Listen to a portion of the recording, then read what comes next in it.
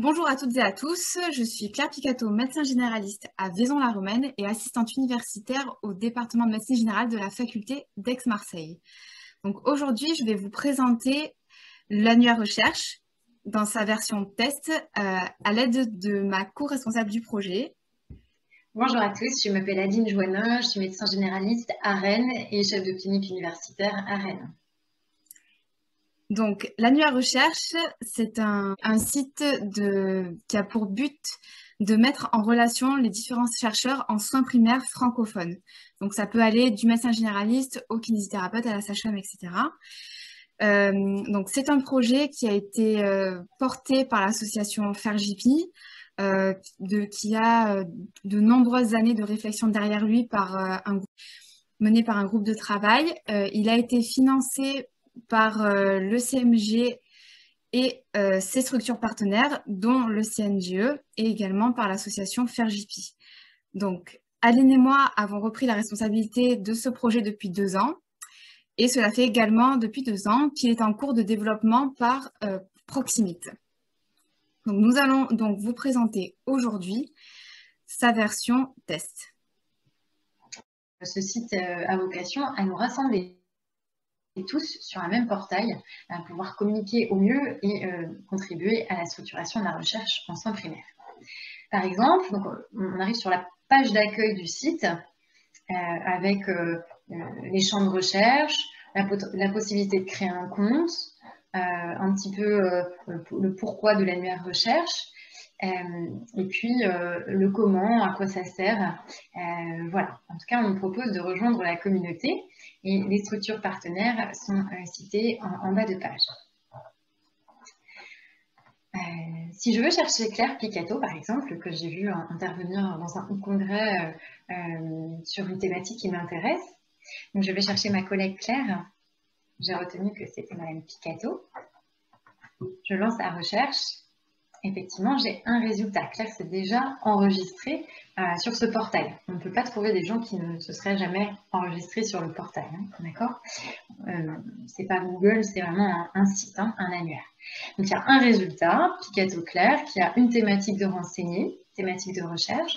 Je peux trouver mes résultats sous forme de liste, comme c'est le cas actuellement, ou sous forme plus visuelle de carte. Donc là, on voit que Claire Picato, elle est du côté d'Avignon. Très exactement, on est sur Vaison-la-Romaine pour Claire Picato. Voilà.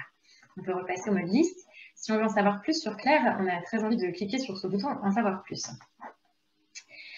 Et là, comme on est arrivé avec un profil grand public, en fait, qu'idem navigateur sur Internet, eh ben, on nous demande, si on veut accéder à plus de détails, de commencer une inscription, au moins un minima, sur le site.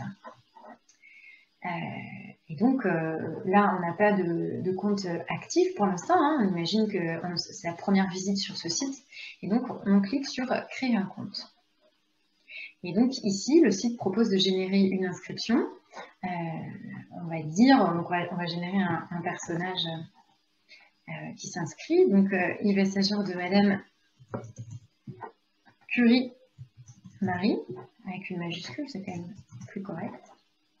On va dire que Marie Curie vit du côté d'Angers, par exemple. Une adresse mail que je vais pouvoir ouvrir, donc ce ne sera pas celle. Voilà, on n'a pas fait Marie Curie @ voilà, là j'y aurai accès. On va mettre un petit mot de passe pour sécuriser l'accès. Alors, le statut de Madame Curie peut être divers. Soit Madame Curie est un chercheur actif en soins primaires et aura accès à l'intégralité des informations du site, selon un peu les accès qui ont été décidés par les gens qui se sont déjà enregistrés dans le site. Hein. On peut permettre d'être contacté ou pas, enfin, vous verrez tout ça plus tard, mais le chercheur actif en soins primaires, c'est celui qui a le plus de possibilités via le site. Après, il y a le directeur de thèse, par exemple, le doctorant, l'investigateur en soins primaires qui ne se considère pas comme étant un chercheur actif en soins primaires, parce qu'il n'y a pas forcément de travail publicatoire en son nom, par exemple, le thésard, qui fait son travail de recherche pour sa thèse d'exercice, par exemple, et puis un profil grand public. Par exemple, si je clique sur grand public, il suffit d'accepter le règlement général sur la protection des données adapté au site et puis les conditions générales d'utilisation pour pouvoir continuer.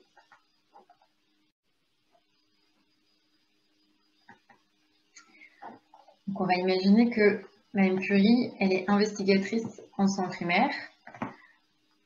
Donc, elle coche la prise de connaissance. Alors, vous pouvez tout lire, on a tout rédigé, c'est un petit peu long, mais c'est informatif. Alors, je n'ai pas sélectionné la ville, c'est pas bien. Donc voilà, Angers, et on s'inscrit.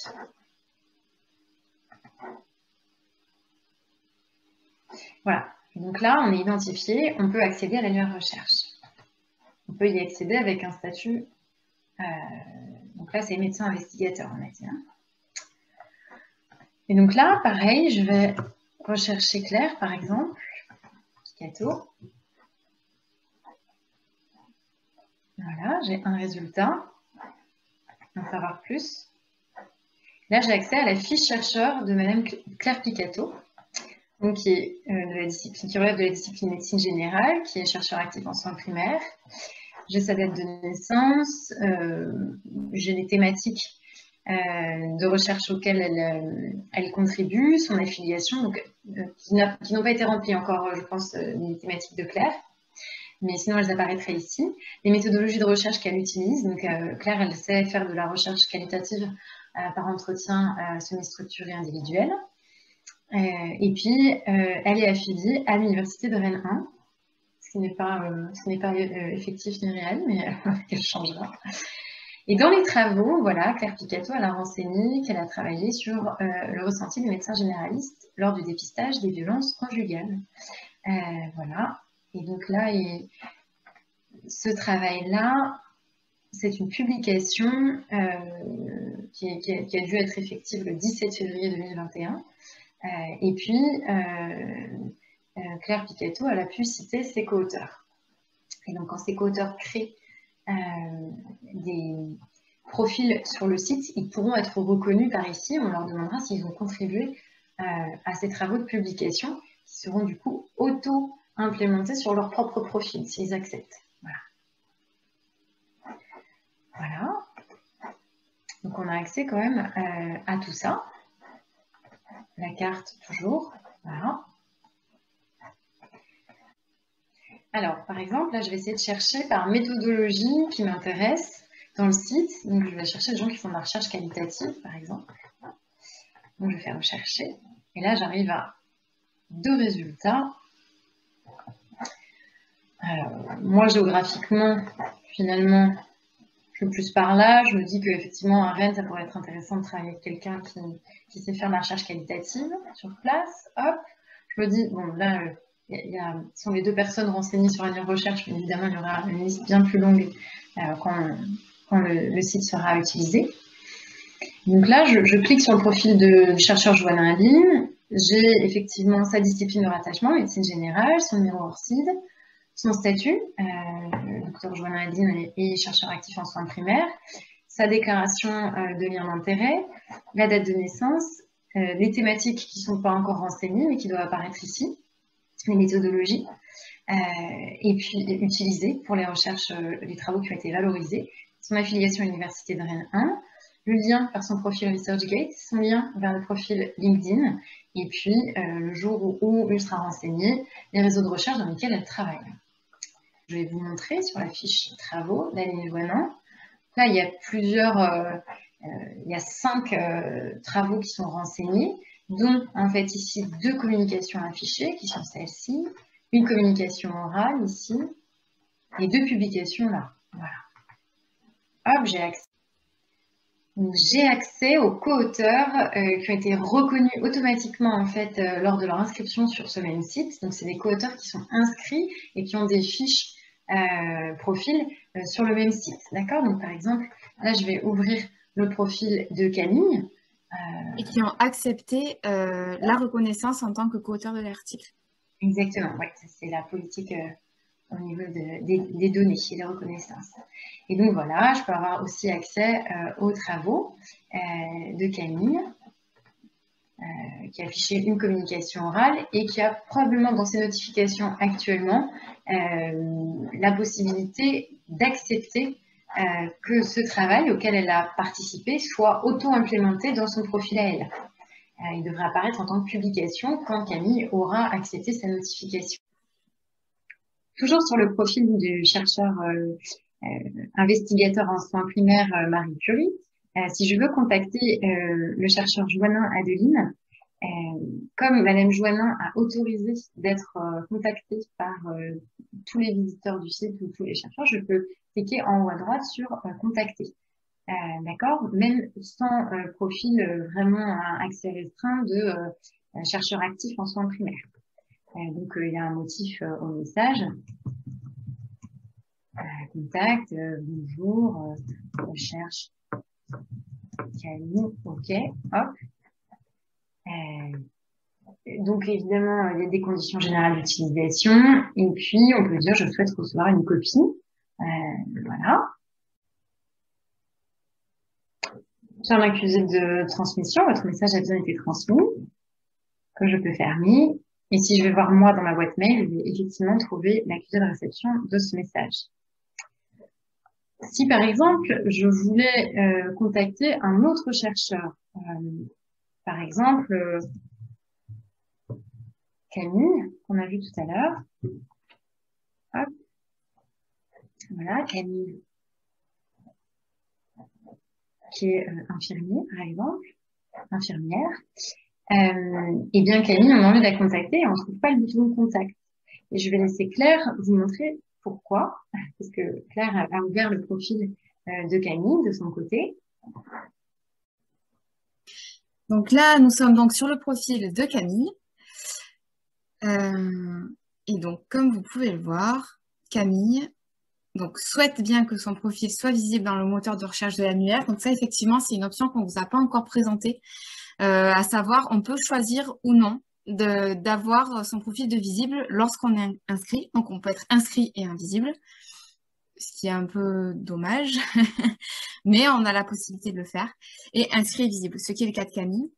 Et donc, dans l'autorisation de contact, on a donc l'option aucune. Donc là, c'est je ne peux pas être contactée par personne. Là, Camille a coché qu'elle a accepté d'être contactée uniquement par les membres qui ont une activité régulière de recherche. C'est pourquoi Adeline n'a pas pu la voir, enfin le personnage test en tout cas. Par contre, si cette option-là, j'accepte d'être contactée par tous les visiteurs, ce qui était le cas du profil d'Adeline, Camille aurait été visible par le personnel, par Marie Curie, qui n'a pas toutes les options d'ouverte. Voilà. N'est pour l'instant pas chercheur actif en soins primaires, mais bien enregistré comme investigateur. Nous sommes dans le profil Marie Curie, investigateur en soins primaires, qui n'est pas enregistré sous le statut chercheur actif en soins primaires. Et moi, Marie Curie, j'ai besoin de contacter Camille. Camille qui n'est pas contactable par les gens qui ne sont pas chercheurs actifs en soins primaires comme elle. Et donc, je vais me dire, ben, en fait, peut-être que je suis chercheur actif en soins primaires ou peut-être que je peux être considérée comme telle. Et là, on rentre dans un processus de régulation par les pairs qu'on va vous illustrer. Donc, un profil visible, Marie Curie, investigateur en soins primaires avec un mail et un mot de passe. Et je vais demander, en fait, à modifier mon profil. Dans mon profil, qui est déjà pré-rentré, j'ai expliqué que j'étais investigateur en soins primaires. Finalement, voilà, je publie, je fais de la recherche active en soins primaires et j'ai besoin de contacter d'autres chercheurs. Donc, je vais remplir des informations un peu plus poussées. Voilà. Par exemple, date de naissance. Alors, il ne vérifie pas que cette date de naissance soit compatible et cohérente avec la longévité, en tout cas la durée de vie, l'espérance de vie humaine. Ce n'est qu'un ordinateur, enfin, ce n'est qu'un programme. Voilà, donc moi je peux dire par exemple que je suis pharmacien, mes thématiques principales, par exemple je travaille sur dans le domaine cardiovasculaire. Si je ne trouve pas ma thématique principale, je peux aussi cliquer ici et ajouter manuellement une thématique. J'en sais rien, par exemple, relation médecin-patient. Parce que un des objectifs secondaires du site Annuaire Recherche, c'est de créer un thésaurus adapté qui colle bien à la recherche en soins primaires. Ce qui n'est pas toujours le cas des thésaurus existants. Donc en fait, lorsque les chercheurs vont implémenter à la main des thématiques qui n'existent pas sur les thésaurus existants, après on pourra les extraire et créer carrément un thésaurus adapté à la recherche en soins primaires, sachant que pour l'annuaire recherche, on s'est basé sur la CISP2, le MESH et les Q-codes grâce au professeur Marc Jamoul qui nous a autorisé à utiliser ces moteurs, ainsi que l'équipe d'ITOP.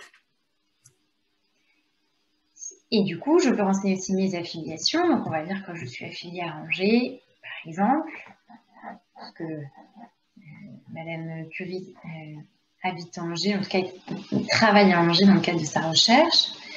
Les informations de contact, on va dire que Madame Curie, comme elle est un peu, elle avait envie de pouvoir contacter des gens, elle a envie, elle, de pouvoir être contactée en retour. Et puis, des informations complémentaires, en fait, elle peut renseigner un petit peu plus avant son statut. Mais effectivement, elle fait de l'investigation et c'est d'ailleurs pour ça qu'au départ, elle avait choisi ce type de profil. Elle est d'accord avec les conditions générales d'utilisation et le règlement général sur la protection des données. Et donc, on enregistre la demande de Madame Curie. Madame Curie, après avoir validé ces modifications de profil, se voit du coup ce petit message de confirmation s'afficher. Voilà, la demande pour rejoindre les chercheurs confirmés est bien prise en compte et est en attente de validation par la communauté. Et je vais laisser la main à Claire, qui est du côté des modérateurs, pour vous montrer comment fonctionne la modération. C'est une modération collective et chacun des gens inscrits et qui ont obtenu le statut chercheur actif en soins primaires, régulé par la communauté, va pouvoir modérer à son tour les demandes des gens qui demandent à rentrer dans ce cercle un peu plus restreint, pour des raisons de protection et de limite d'accessibilité en fait, et de sollicitation. Voilà. Donc là, du coup, de l'autre côté, qu'est-ce que ça donne? Donc là, je suis sur le profil donc, de Camille, qui est un chercheur actif en soins primaires, donc qui a au préalable été elle-même validée par la communauté. Et donc, on voit bien qu'elle a reçu une notification. La notification de demande de modération du compte. Donc, on voit aujourd'hui, Madame Marie Curie a demandé à devenir chercheur en soins primaires. Donc ça, c'était les demandes antérieures. Donc, on voit que le 4 mars, Myriam Loquet a demandé. Et encore au préalable. Donc ça, en fait, c'est tout l'historique des demandes que moi, j'ai à valider ou pas. Donc là, aujourd'hui, je décide de voir si je valide Madame Marie Curie. Alors, Madame Marie Curie, elle me dit quelque chose. Tiens, c'est vrai. Je me rappelle qu'elle est pharmacienne, qu'elle est bien chercheur actif en soins primaires. Je l'ai rencontrée l'année dernière à un congrès. Je vois à peu près qui c'est pas n'importe qui. Donc, on peut aussi faire une recherche bibliographique pour s'assurer de qui sont les gens. C'est ça.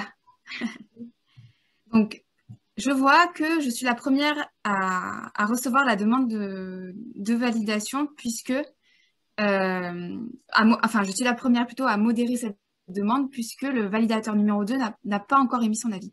Parce qu'il faut savoir que lorsqu'on fait une demande à la communauté de modération, on envoie la demande à 2 chercheurs déjà inscrits. Donc, pour qu'une personne soit acceptée, il faut 2 accords. Si jamais j'accepte et que mon collègue chercheur refuse, une 3e personne sera sollicitée pour trancher. Donc, aujourd'hui... C'est un tirage au sort, en fait. Hein, un tirage au sort, effectivement. Et plus la communauté va s'agrandir, moins les personnes seront sollicitées, sachant qu'au début du site, comme il y aura peu de personnes, hein, en dehors des administrateurs du site et quelques membres de FairJP, et puis vous, nous l'espérons. Ce seront les administrateurs du site, donc Adeline et moi, et d'autres collègues qui nous ont aidés pour le projet, qui feront les modérateurs exclusivement dans un premier temps. Donc j'accepte. Ah, voilà. Donc après actualisation, tiens, Julien a une demande à Marie Curie. Tiens. Alors, Marie Curie. Ah, je vois que sa demande a déjà été validée par un collègue chercheur. Je ne sais pas qui. Protection des données, anonymat. Et donc, Marie Curie, ça me dit quelque chose, mais pas sûr. En plus, c'est un peu gros, franchement. Marie Curie qui s'inscrit en 2021. Moi, je pense que c'est un robot. Non, je le sens pas. Je la valide pas. Voilà. Et donc là, on va retourner sur le profil de Marie Curie pour voir ce que ça donne de son côté.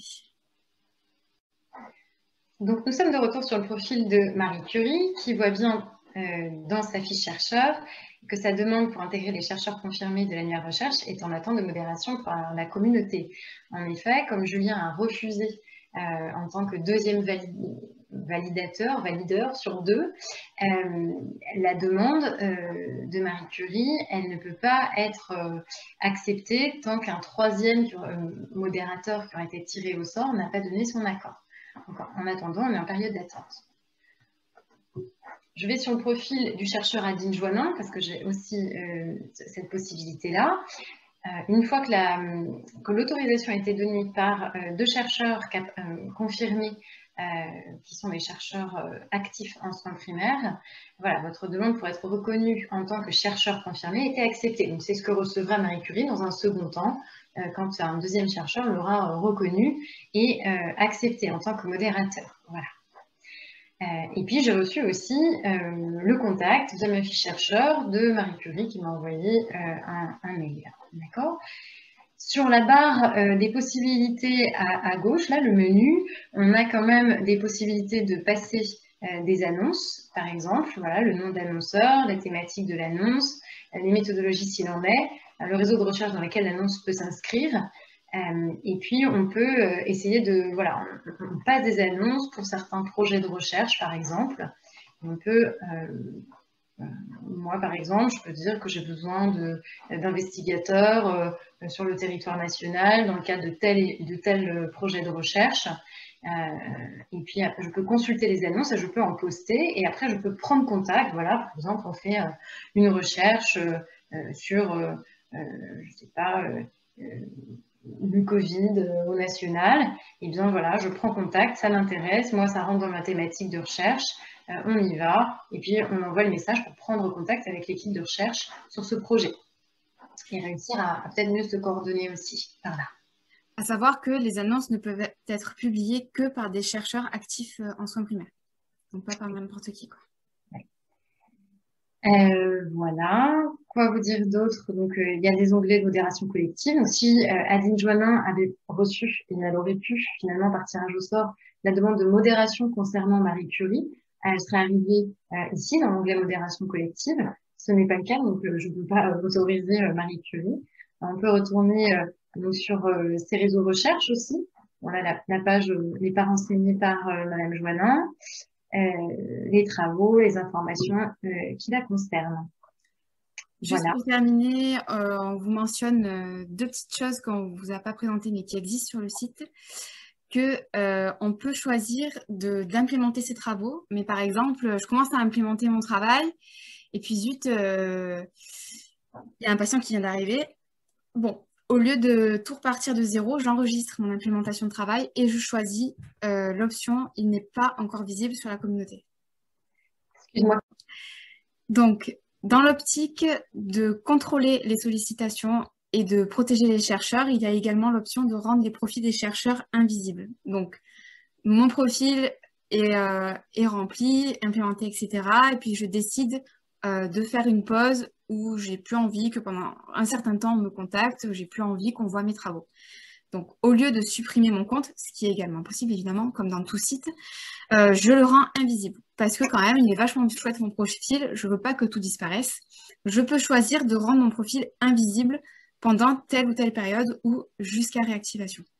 Et donc, le jour où je me remets dans la recherche, que j'ai envie de présenter à mes travaux, de rendre accessible et de partager mes travaux à la communauté à nouveau, hop, je peux choisir de remettre mon profil visible.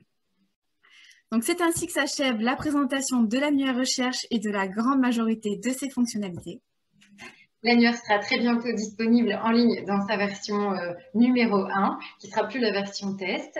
Voilà, donc merci à tous pour avoir suivi ce projet, continuez de le suivre, et puis pour vos implications et investissements. On espère vraiment que ça va être un site utile pour la communauté de recherche dont nous faisons partie, et nous faites partie également. Voilà, à très bientôt, et on a hâte que vous nous rejoigniez sur cette plateforme de mise en lien. Voilà. À très bientôt.